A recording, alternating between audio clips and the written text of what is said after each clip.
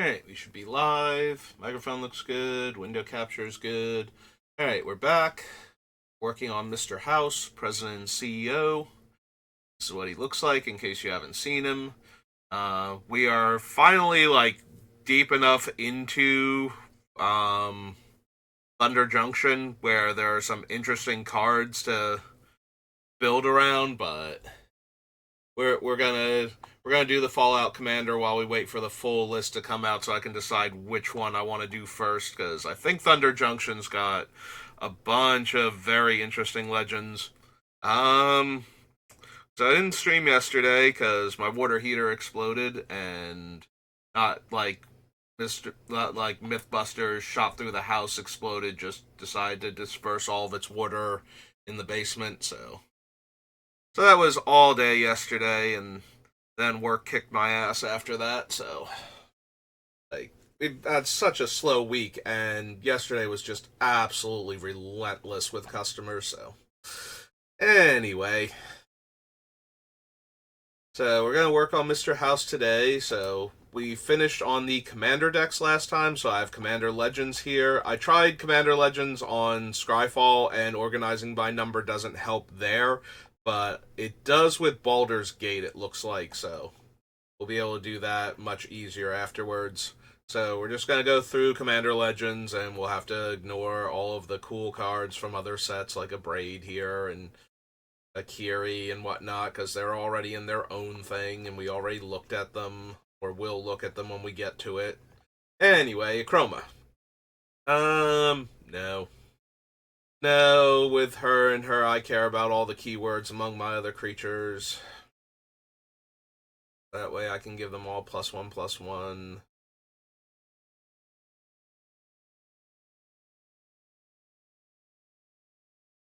Chroma's will is choose one. If you control a commander, you may choose both.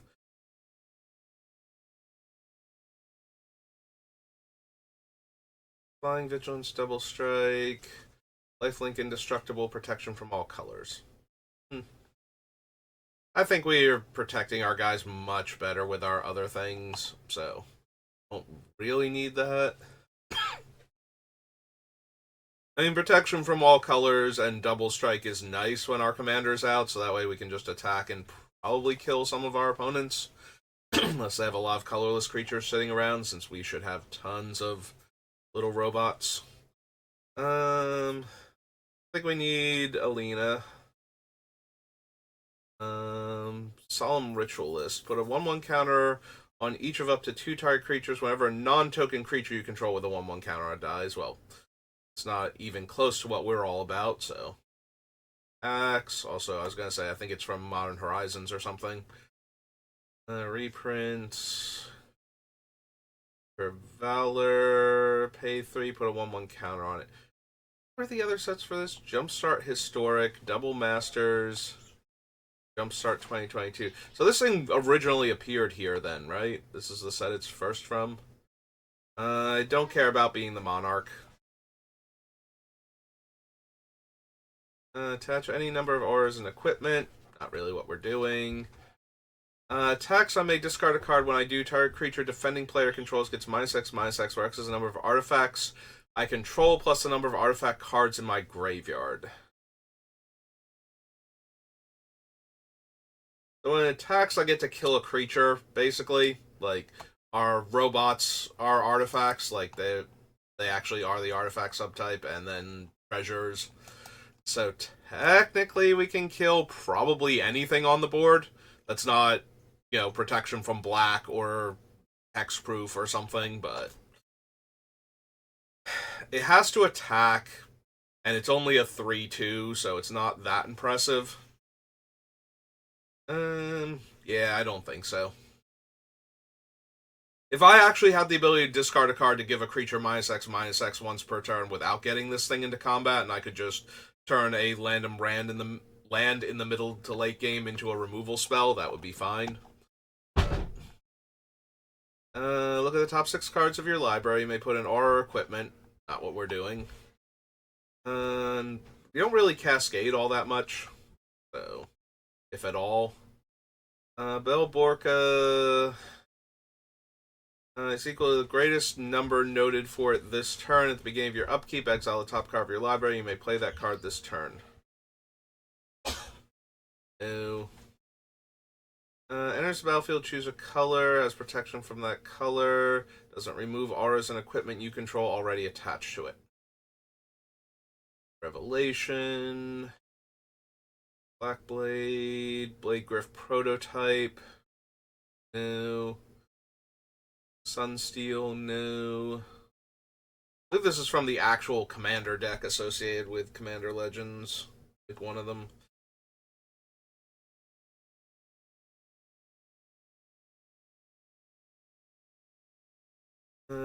Deals combat damage to a player. That player gains control of target permanent you control. Then each player loses life and discards cards equal to the number of permanents they control but don't own.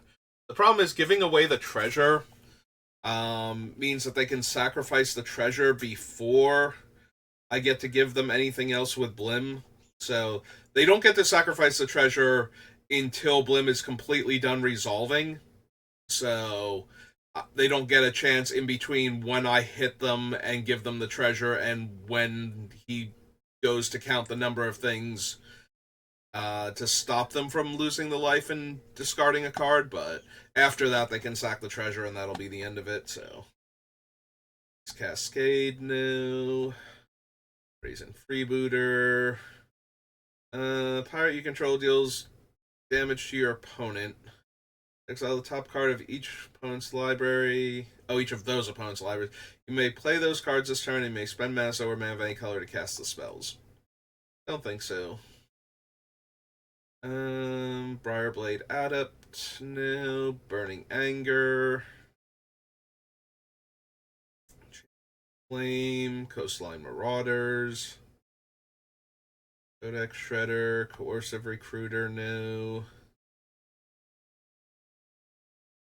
So it'll be protection from blue and green. Meh. Like, that allows Mr. House to block giant green creatures on the ground and soak up damage. That's about it. Assuming that his equipment doesn't get destroyed mid-combat and causes him to get crushed. Sphere. Don't need any of the quartz, I don't think. Yeah, none of them are doing anything that I super care about. Crimson Fleet. Of Dark Tidings. Witches. Dargo. So he cares about treasure, kind of. You may sacrifice any number of artifacts and or creatures. A spell costs 2 less for each permanent sacrifice this way, and 2 less for each other artifact or creature you sacrifice this turn. So I can sack, like, what is it, 3 treasures, and he'll basically be free.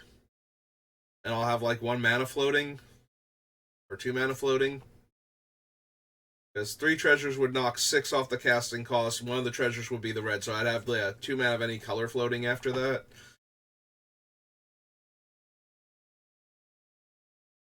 Then he's just a 7/5 trampler, and I don't know that I need that. Even if I can get him out super cheap. Like, I can get him out super cheap, I can't get him out super early with what I'm planning on doing is the issue. Like, getting to cast this guy on, like, turn 4 or something is decent as, like, a large threat. When my deck can do other stuff also, but it feels more like I will cast him very cheaply in the mid to late game, where a 7/5 is kind of whatever anyway. If you're not putting a 7/5 into play like turn 3, maybe turn 4, then raw stats are not where you want to be at, I don't think. Unless your deck really does well with raw stats anyway, and then any large creature that you can get out cheaply would be good. You can do it consistently. Definitely don't want the Dreadlord, that will kill all my robots. Stupid racist elves. Don't need Explosion of Riches. Exquisite Huntmaster, no. Like Colors, no. No. Commanders you control have Menace and Death Touch on my O4. Yep. Deals or attacks it deals damage to the player planeswalker it's attacking equal to the number of artifacts you control. Okay, no, that might actually work. I do plan on having a lot of those. Alright, let's just go to Legends. Skip down to the next instance of Legends. Alright, what is its name again? It's a Fathom Fleet Swordjack. Fathom Fleet Swordjack. And this is 3 and a red for an Orc Pirate 4/3. Orc Pirate 4/3.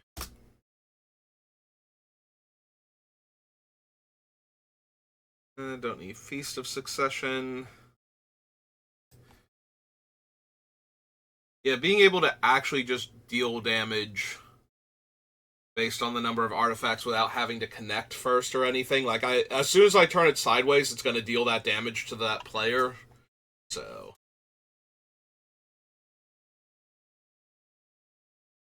it's like perfectly fine. And then the fact that it has Encore and I would get to hit everybody based on the number of artifacts I have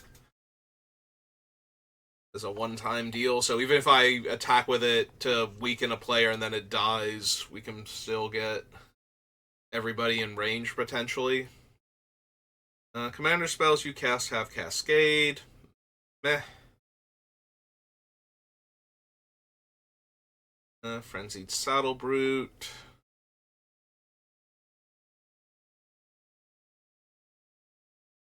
Earnest Celebration. Generous Gift.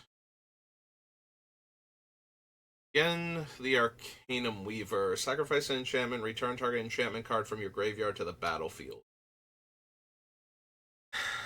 So Gen is interesting in that there are going to be a handful of enchantments like Anointed Procession that I desperately want to have in play if at all possible, to the point where I would probably trade in some of my other enchantments for them. The problem is I'm not going to be running a lot of enchantments where I don't want this thing in play kind of deal, or I don't care if it's in play. They're all going to be things that I want.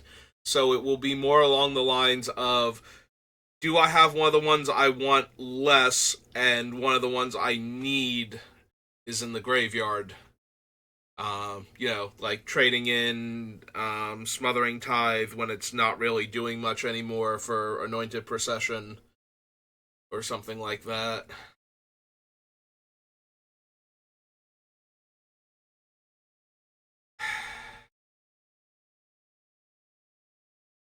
So there are definitely going to be enchantments that I'm running because they're potent enough, but there are some of them that are basically auto includes in the deck. Like I said, Anointed Procession is probably the number one that springs to mind immediately, but we'll still have other really good enchantments in the deck. I guess I put him on the list just in case.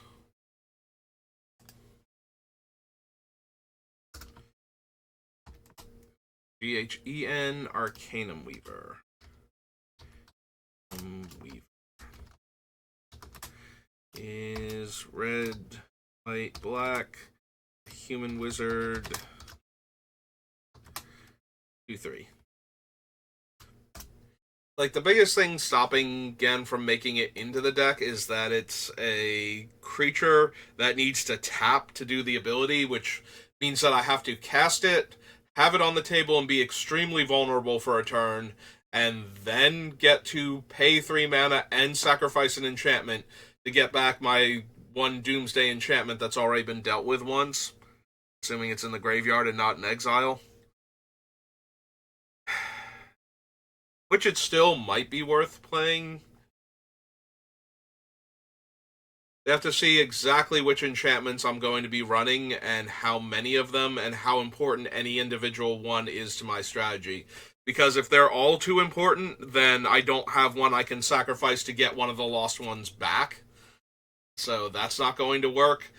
And I don't know that I'm going to have too many that I can afford to get rid of. that are actually going to be like, okay, it's done its thing now, I'm good. You know, we're not going to have anything like burgeoning or whatnot where it's like really good super early and then in the mid to late game it's just not doing anything in the deck. I don't think. We might have cards like that by the time we're done. Would deal combat damage to one of your opponents. It deals triple damage instead. Deals X damage to each of up to 3 targets. Can be your commander and has partner. Control your commanders. You cast a spell. Choose both. Add red for each card in target opponent's hand. Exile the top 3 cards of your library. You may play them this turn. I don't think I need Jeweled Lotus. Like, Mr. House. Yeah, we can't ever just cast him off of the Jeweled Lotus. And like, ramping into his second appearance in play is just not anything I want to waste a card slot on. Put a 1/1 counter on Jury, Master of the Review. When it dies, it deals damage equal to its power to any target. Yeah, I think I want to consider Jury. Jury, Master of the Review is black and a red for a human shaman 1/1. Yeah, it seems silly with what we're doing if we have all this treasure lying around. Just the fact that Jury can suddenly be huge and then get to deal that much damage to any target means we might actually be able to take out a player or a key creature or planeswalker. Even if Jury's just like a 1/1 when they try to kill it. It's like, okay, but first I'm going to sack all this treasure.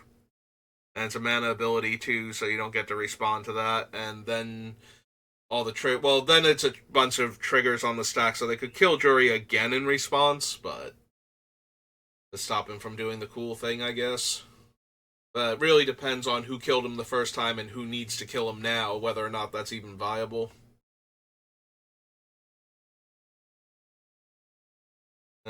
Yeah, still not dealing damage with my 04 commander. Sorry, Kedis.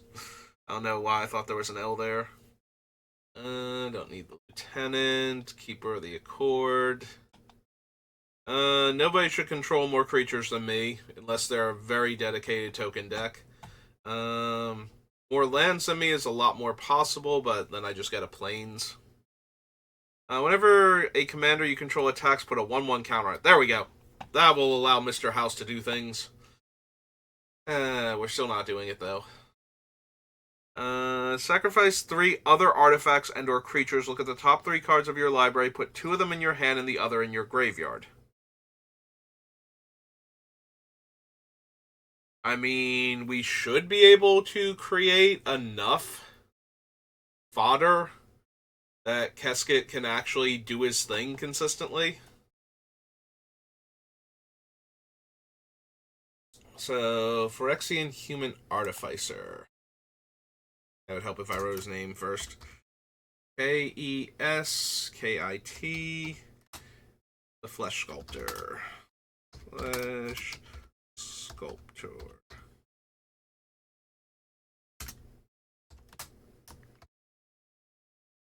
Tuna Black. Phyrexian Human Artificer.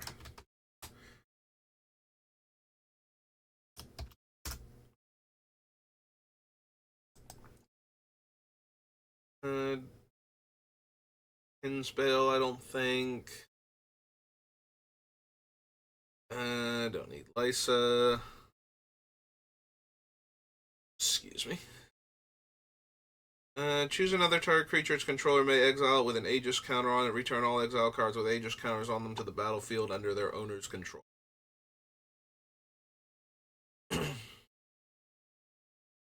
Maelstrom Colossus. Take a stand. No. Warcraft. Warwick Mace. No. Nara. Thorn of the Glade. No. Murder.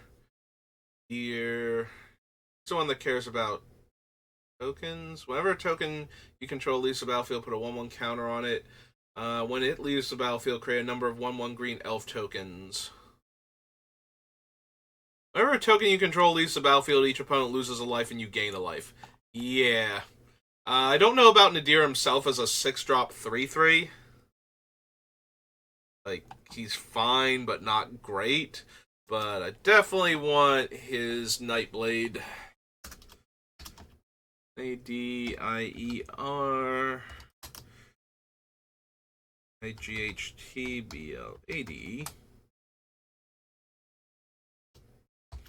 2 and a black.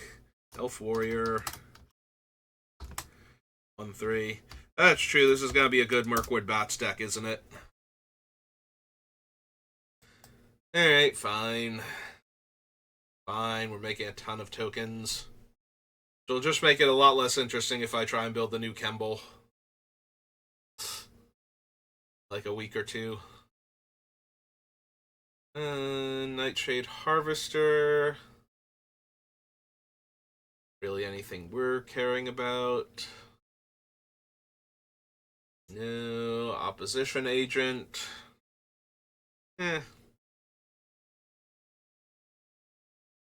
Easily one of the most obnoxious cards against my decks. I run so many fetch lands. All the time. Phyrexian Triniform.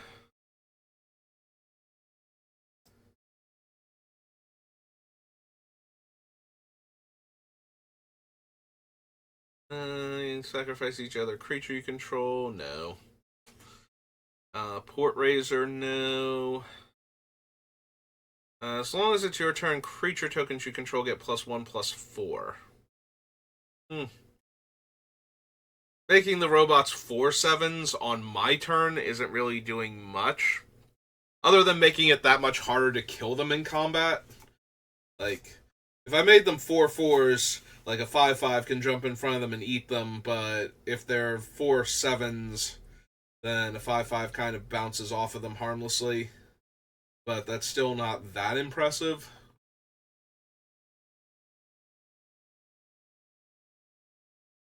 Yeah, sorry, Queen Marchesa. Don't think I want to be the Monarch.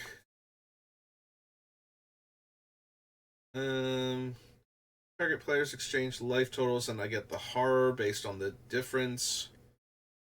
Whenever creature you control dies, exile at the beginning of each end step. If you control no creature, sacrifice Promise of Tomorrow. Return all exiled cards to the battlefield. Tap another untapped creature you control with flying. No. Rakshasa Debaser.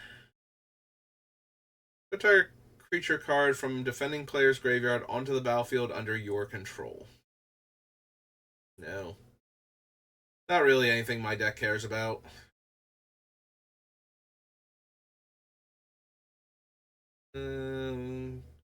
Enchanted or equipped. Yeah, that's not anything. Don't need any of the rings. Also, they're from like a core set, I believe. Set specifically. First Strike, Menace, Trample. 0/1 for 0.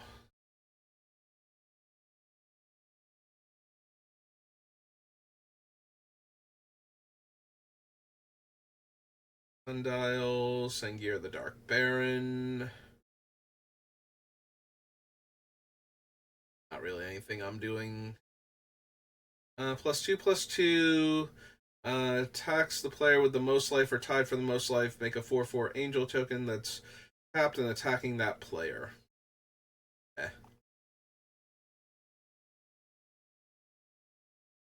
Slash the ranks.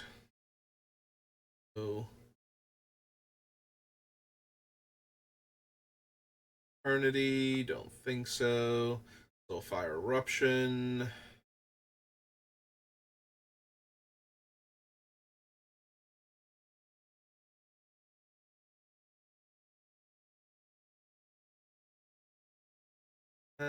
Create 2/0/1s. You may sacrifice another creature or planeswalker. If you do, draw 2 cards. Then draw another card if the sacrifice permanent was a commander. Gain control of all commanders and put all commanders from command zones into play under my control.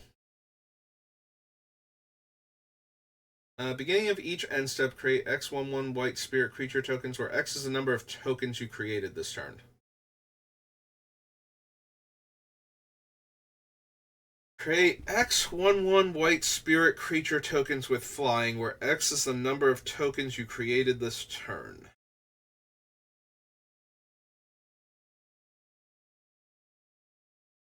The problem is they come in on the end step, so I really need the things that trigger when my tokens come in, or at least when they die. Although we do seem to have a bunch of those, so that might actually be fine. So Phalisse, Reverent. Oh, Reverent, not Reverent. Medium. Is 3 white black for a human cleric 3/4.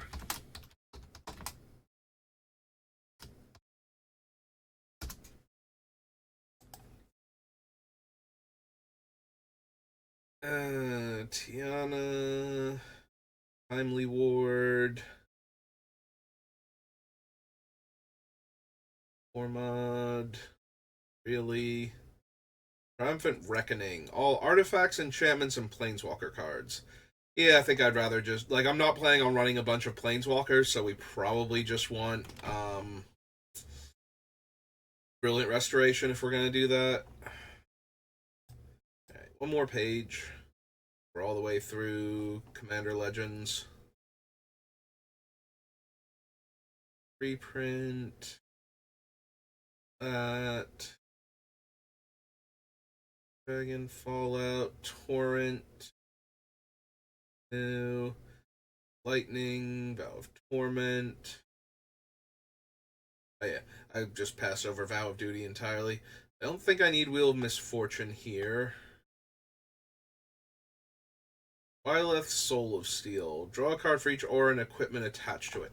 Nope, not what my deck is about at all. Actually, we should pop over here for Commander Legends Baldur's Gate, which has dice rolling, so hopefully we'll get a handful more cards for our commander. Enters the battlefield, exile any number of other non-land permanents you control until he leaves the battlefield, and create a 1/1 white soldier creature token for each permanent exiled this way. Like, he's fine with what we're doing, but I feel like I kind of need a way to sacrifice him at that point, and I don't know what I'm going to be running that lets me do that. Alright, do we want the big dumb dragons that roll d20s? At 7 mana, Ancient Gold Dragon, like, Ancient Copper Dragon, almost definitely, Ancient Brass Dragon, probably, but Ancient Gold Dragon, I mean, it makes 1/1 flying dragon tokens if it connects. I need to make sure I have enough ways to give my things haste then. Alright, so Baldur's Gate, we have Ancient Gold Dragon. At 5 white. Are these Elder Dragons or just dragons? They are Elder Dragons. Okay. It's a 7/10 is its stats?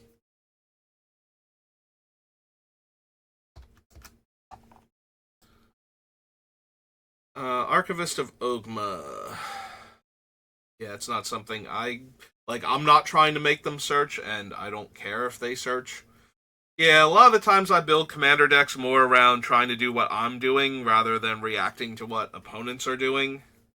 Like, if I wind up playing against way too many people that are doing one specific thing, I'll adjust my decks accordingly, but my initial plan is to focus on what I'm trying to do, unless my whole deck is about punishing you for doing what players normally do. Like, if that's the theme of the deck, then I will run things like that more often. Return all creature and planeswalker cards with mana value X or less. Not really what this deck is super concerned with. One less to cast for each opponent you're attacking. Exile target creature. No to the Invoker.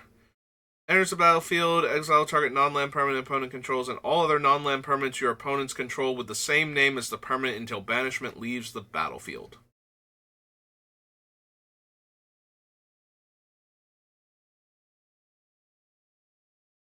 Think so. Deals combat damage to a player. Draw a card if that player has more cards in hand than each other player. Then create a treasure token if that player controls more lands than each other player. Then you gain 3 life if they had more life than each other player. So the problem with that is we only get 1 treasure, regardless of who we hit, unless they're tied, I think. Oh no, they have to control more than each other player, not the same or more. So if 2 players are tied, we don't get anything.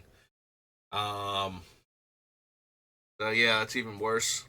Gains indestructible. Target attacking creature without flying gains flying. Contraband livestock. It's fine, not amazing. I think we have better options. Crystal Dragon. Artifact, enchantment, or legendary card from your graveyard to your hand. And then it has flying and vigilance. Opponent draws a card, then you draw a card for each opponent who drew a card this way. No.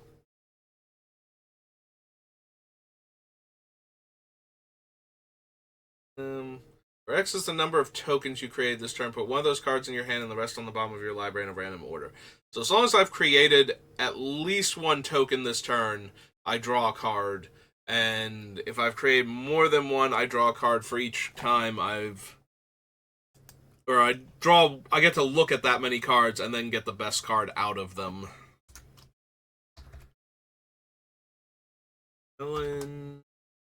Alien... Arbreeze... Busybody. It's 3 and a white. I believe she's a human citizen. Human peasant. I forgot peasant was a supported creature type. 2/4.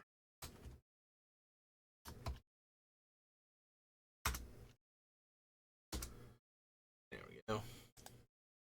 Commander creatures you own have at the beginning of your end step exile up to 1 target tapped creature you control, then return to the battlefield under its owner's control. Or this creature attacks against double strike. No. Leaves the battlefield, put a 1/1 counter on Flaming Fist. Flash flying. Enters the battlefield, tap all creatures you don't control. Enters the battlefield, you take the initiative. No. Attacks, put a 1/1 counter on it, and tap up to 1 target creature defending player controls.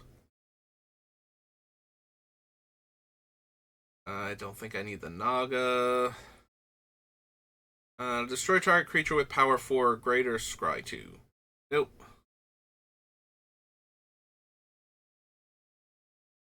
Paula, no. Commander creatures you own have creature tokens you control get +2/+2.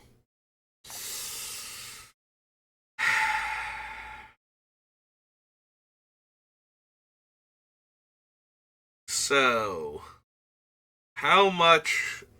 Because I don't even run this in Riss, but Riss has better anthems. I feel like to work with, so Inspiring Leader isn't really necessary.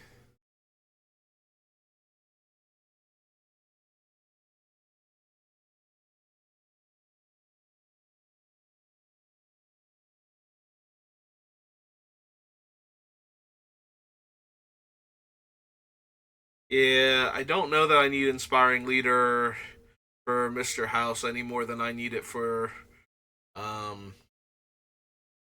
Riss. And if Riss doesn't want it, I don't know what token generating commander actually does. Other than one that could pair with it to begin with, to guarantee that they have it every time. You would put 1 or more counters on a creature or planeswalker you control or on yourself. Exile all non-token creatures you control, then roll a d20. Alright, when I'm making this many tokens, like... Legion Loyalty is one of those cards, if I did not spend most of my time with Riss playing against my brother primarily, and sometimes with other people, since Riss is one of his favorite commanders, like, Legion Loyalty should be in Riss by all rights. It just gets way too out of hand in multiplayer.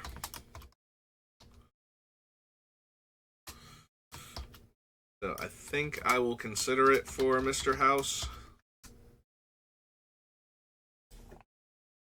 Yeah, the fact that it's not non-token creatures really kind of pushes it when I have a small army of 3/3s and I can attack one player that's vulnerable and then make that many more copies attacking all the other players, except maybe even more because of things like Anointed Procession. So, but yeah. Permanent you controlled left the battlefield this turn, put a 1/1 counter on each tapped creature you control. Yeah, it's a little late for me to care about that one. Like, by the time it's putting counters on things, it's once per turn, like one counter per turn cycle. And it's happening at the worst time on my turn, before combat damage is dealt. And is goaded.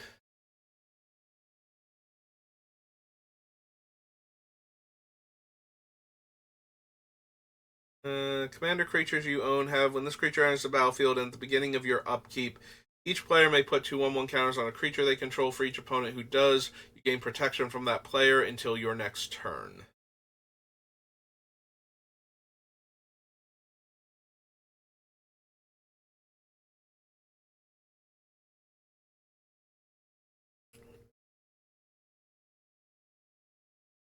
Damage based on its toughness, no.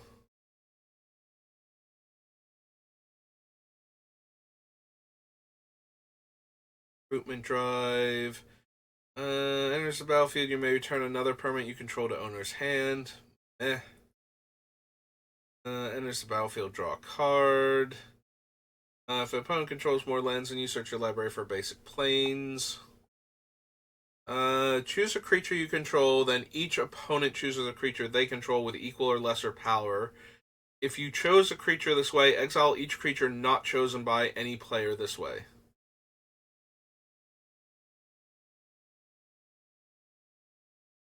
Each player chooses any number of creatures they control with total power 4 or less, then sacrifices all other creatures they control.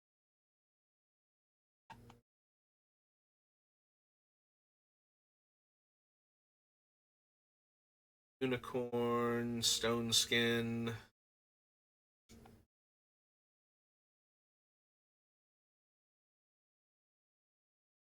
Seller Sweep. Take the initiative, no. Have... Oh, go away. Pop-up thing.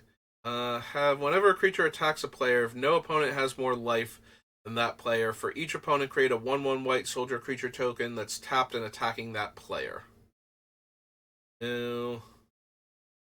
Untap a creature you control. If you've played a dungeon, untap all creatures you control. No. Enters the battlefield during the declare attacker step. For each attacking creature, you may reselect which player or planeswalker that creature is attacking. No. 1/1 myriad, no. Creatures you control gain indestructible until end of turn. You and target opponent each draw 2 cards. Nope. Tap up to 3 target creatures. Create 3 1/1s. Alright, commander creatures you own have, when an artifact or creature you control is put into a graveyard from the battlefield, each opponent loses 1 life. That one's a lot more tempting. Especially since it's artifact or creature, so the treasure tokens and the construct tokens, but also all of my other random creatures still work with it. Alright, maybe. So, Agent of the Iron Throne is 2 and a black. An enchant. We have the Shadow Thieves. Whenever a creature attacks a player, 1/1 counter on it, gains Death Touch and Indestructible. No.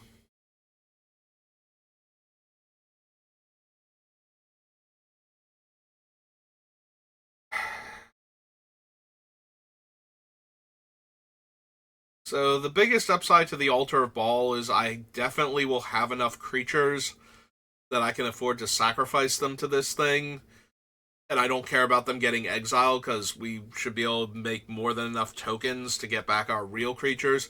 The problem is that I'm not really a reanimator deck, and I'm not trying to be, so getting the big dumb creature into the graveyard in the first place is difficult. Alright, so you roll a d20, put any number of target creature cards with total mana value X or less from graveyards onto the battlefield under your control, where X is the result. Yeah, I think we want the Ancient Brass Dragon, at least under consideration. Ancient Brass Dragon is 5 black. Elder Dragon 7/6. We are going to need a lot of ways to give these things haste, though, just to make sure they're actually getting to attack that one time before they explode.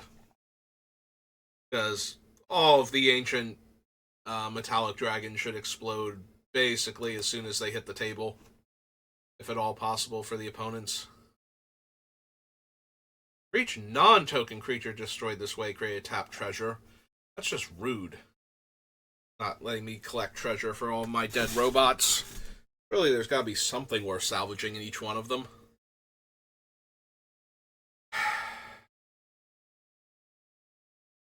Yeah, if it actually let me get a treasure token for each one of the creature tokens I was losing,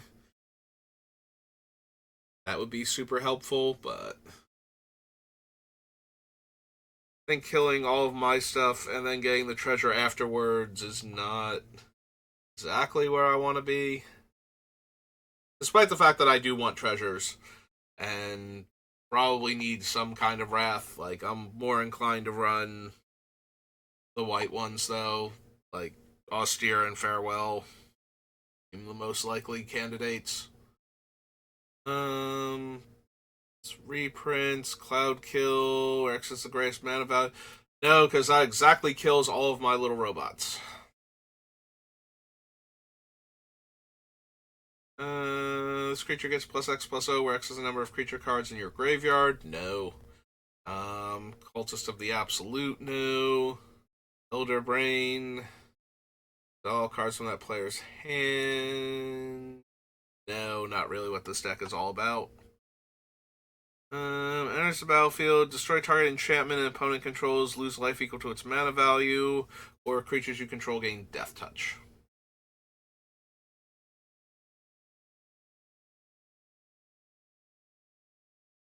These dies if it wasn't blocking, draw a card.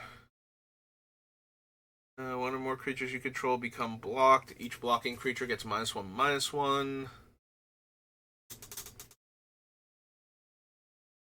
Select Devour, Mold Folk, Murder.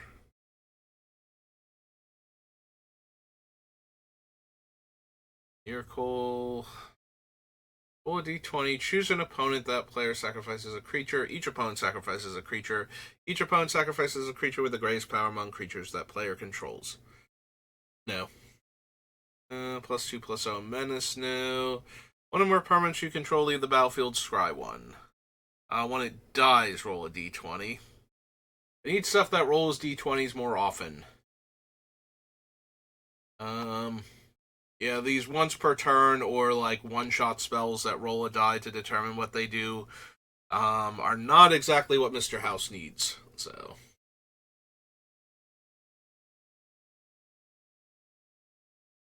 let's see. Don't think I need Pact Weapon. Acidic Impetus. Passageway Seer.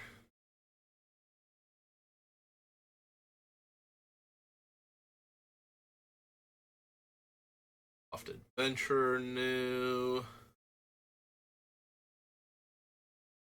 I don't want to have to take the initiative, so no to Safana. If no permanents left the battlefield this turn, that player loses X life, where X is Sarevok's power. Sarevok. Scion of Halaster. Creatures you own or commander creature you own. The first time you would draw a card each turn. Instead, look at the top 2 cards. Put one of them in your graveyard and the other back on top of your library, then draw that card.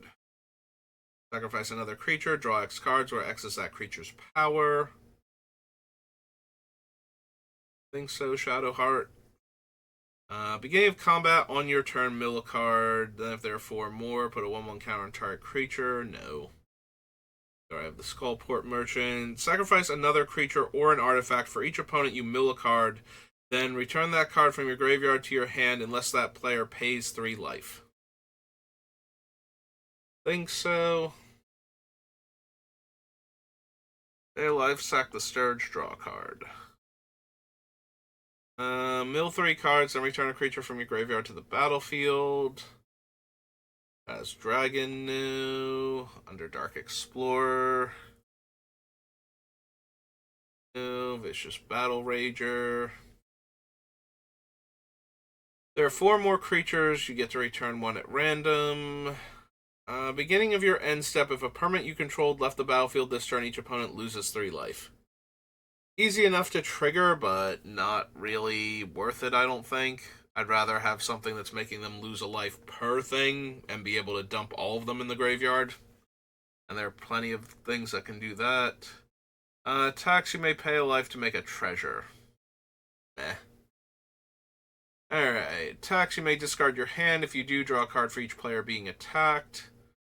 Flying Haze, deal 4 damage. No.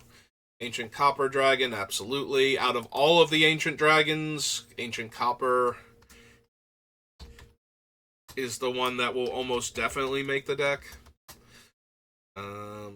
It's 6 mana. Yeah, on top of that, it's the cheapest one out of the 3. Dragon, I think it's a 6/5. Yeah.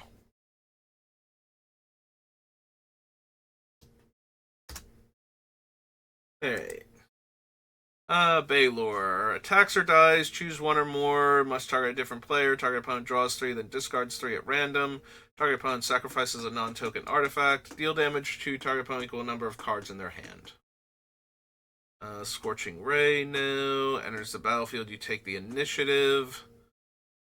Deal 2 damage to each non-dragon.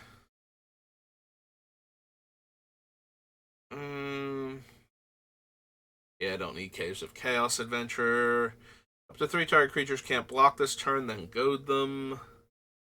Give your upkeep, put 2 Descent counters on Descent into Avernus. Then each player creates X treasure tokens, and Descent into Avernus deals X damage to each player, where X is the number of Descent counters on it.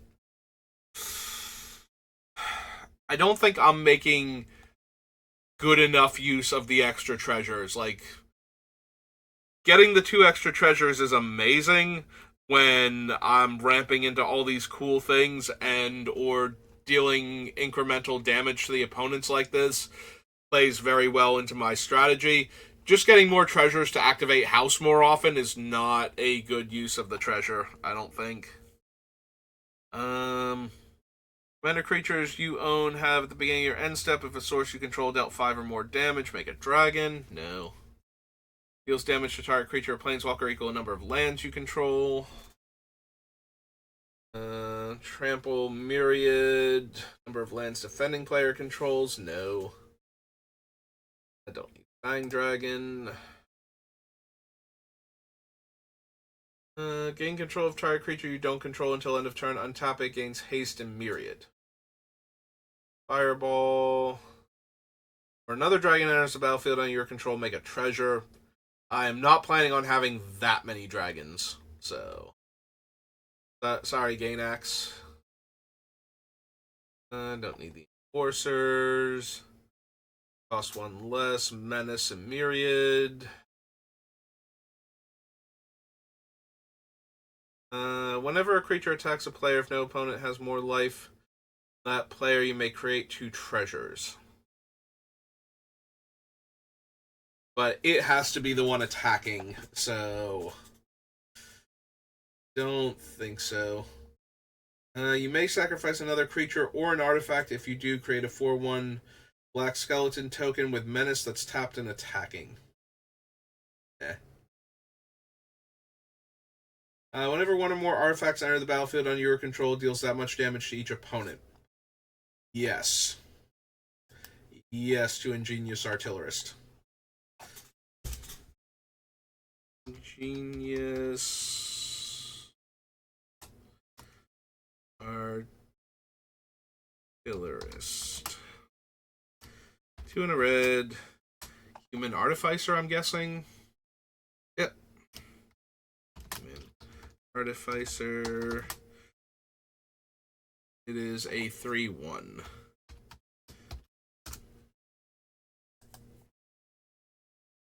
Inspired Tinkering. Exile the top 3 cards of your library.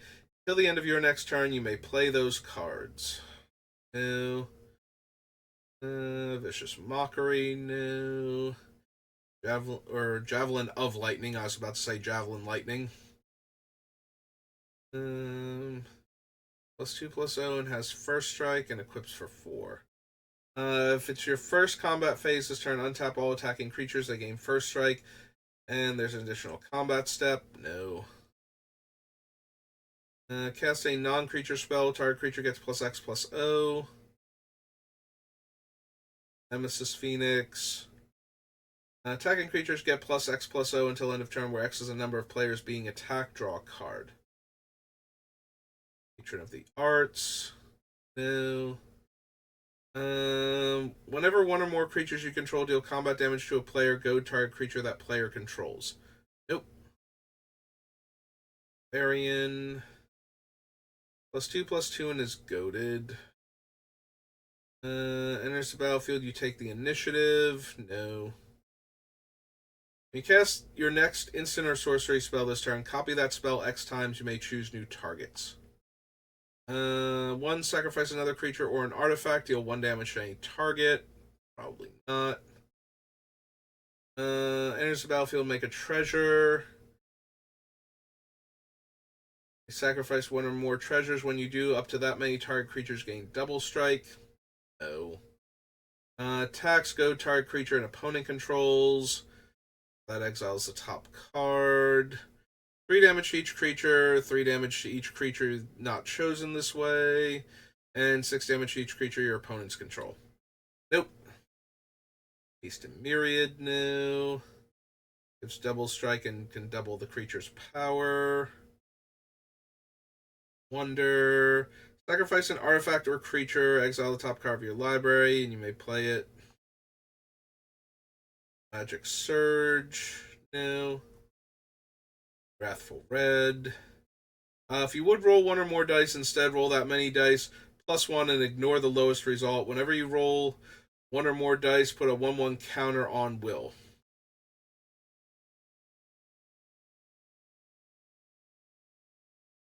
So, he improves my dice rolling, and he gets counters when I'm rolling dice, which, without caring about the result, so... Blade of Frontiers. This 1 in a red. Looks human. Human Warlock. 2/2, I believe. Choose target spell or ability with 1 or more targets. Roll a d20 and add the greatest power among creatures you control. Choose new targets or copy the spell, and choose new targets for the copy and the original.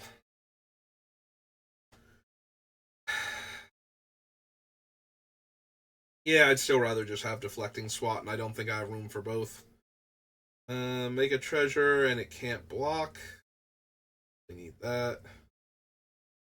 Each creature blocks this turn if able. You create a treasure token for each opponent who was dealt damage this turn. Opponent loses life equal to the amount of life they lost this turn. Gain life equal to the amount of life you gained this turn. Probably not. Whenever you attack, spells you cast from exile this turn cost X less to cast, where X is the number of players being attacked. Exile the top X cards of your library. You may cast spells from among the exiled cards. On your turn, another target creature you control gains haste and myriad. Sacrifice an artifact creature, create 2 treasures. Sacrifice a non-creature artifact, create 2 1/1s.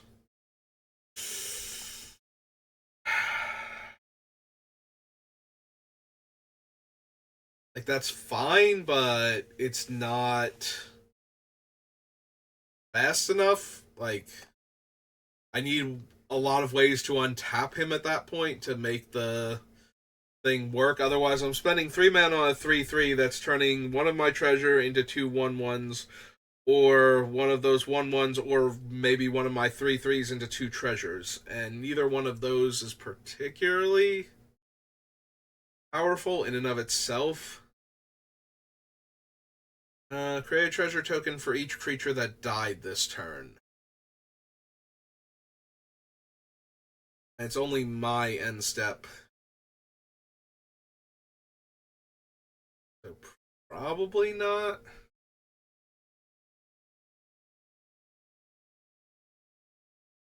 Board X. X is the number of experience counters you have. Permanent you controlled left the battlefield this turn, you get an experience counter. Okay, so you can only get one experience counter this way per turn cycle, because it's only your turn also.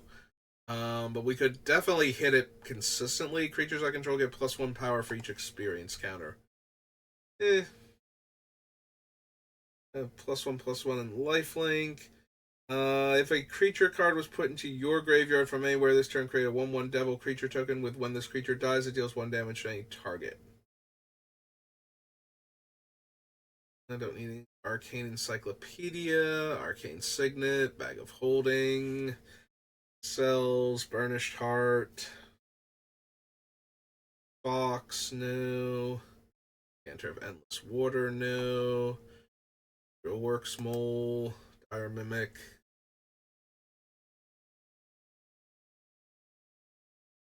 Pack, no. Fraying Line. Revealing, no.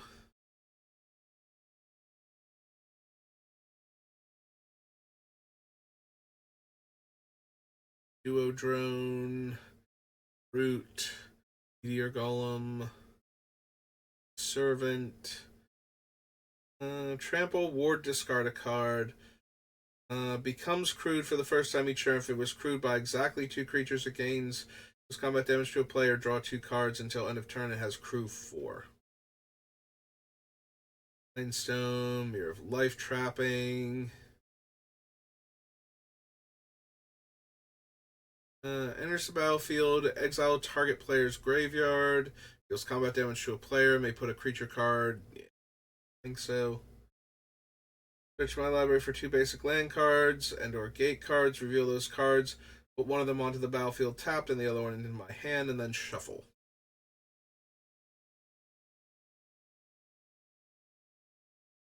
Tap, untap target legendary creature you control.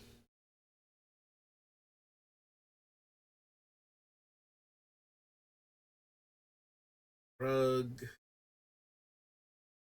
Eye statue.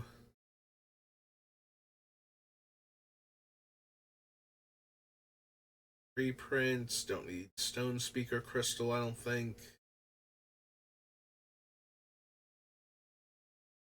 Crystal Solvent. Whenever you roll 1 or more dice, put a number of charge counters on Vexing Puzzle Box equal to the result.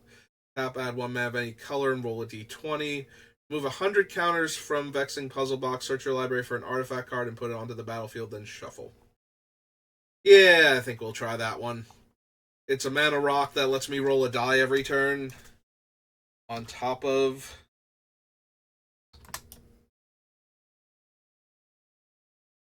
being able to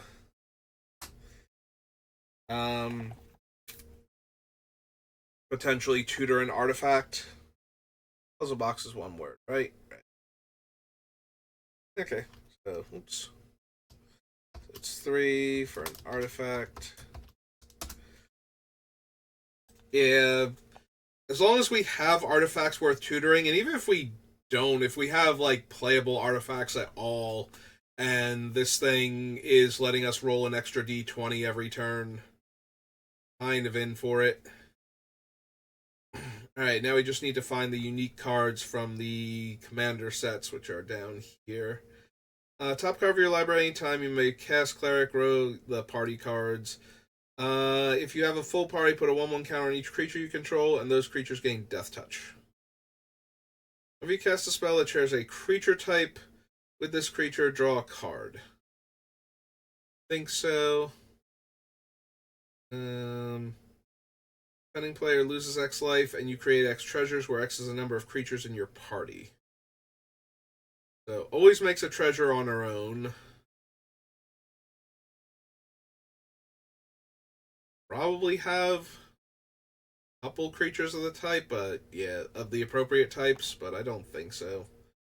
Whenever this creature becomes tapped, it and other creatures you control that share a creature type with it. Yeah, he's not actually a robot, is the problem. He is a legendary artifact creature human. And humans are not like a major theme for this deck. Creatures opponents control with power less than his power are goaded. Whenever a goaded attacking or blocking creature dies, create a treasure token.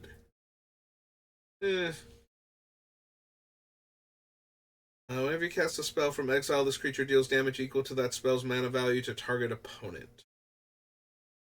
One or more lands are on the battlefield under opponent's control without being played. You may search your library for a plains card, put it onto the battlefield tapped once each turn. Cares about party, that cares about the dungeon, initiative. Player chooses a party from among creatures they control and destroys the rest. Lose a life, make a treasure, lose 2 life, draw a card, and create a 3/2. They're all okay, but I don't need this to make treasure. I have other ways to draw cards, and losing 3 life to make a 3/2 is only okay in this deck. Yeah, decks where I can make better use of the things that it's doing. It's still not terrible. So, assuming I don't have, like, Anointed Procession out, because if I had Anointed Procession out, this thing gets way stronger. But the problem is I still don't gain a lot of life, so this thing will still eat through my life total pretty quickly once it's in play, because I'm probably going to choose all 3 modes a lot of the time at that point, and that's 6 life a turn. Yeah, I feel like with what I'm doing with this deck feels a little more dirtily. Like, it's going to sit around and try and build up resources and then do a lot of things all at once. And at that point, being able to do more things would help, but in the meantime, I'm just losing life to make a treasure or draw a card a lot of the time. Or I'm spending 6 life to do all 3, and then I'm just chunking through my life total. Which means I desperately need to win, and with how the deck does play a little more dirtily, it might not be able to right away. Like, it's not a terrible card. I'm actually seriously considering it still, despite the fact that I don't think it will play as well in this deck as it does in some of the other decks I put it in, where I'm either gaining enough life that it offsets it, or I want all of the things so much, or I even want to spend my own life total for getting to certain thresholds. Like, I know I've put this thing in there for all of those reasons before, so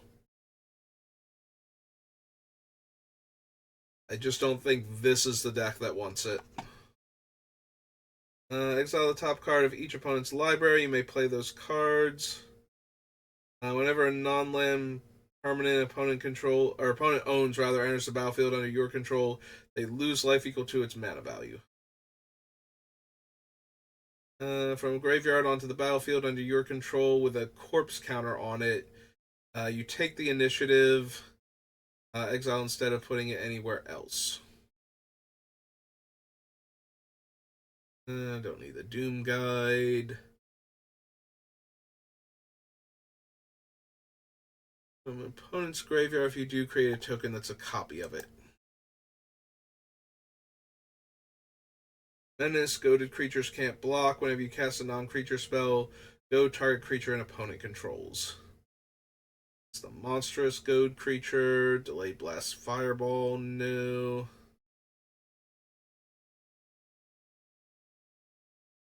Enters the battlefield. You take the initiative and make a treasure. Yeah, I still don't want the initiative is the problem.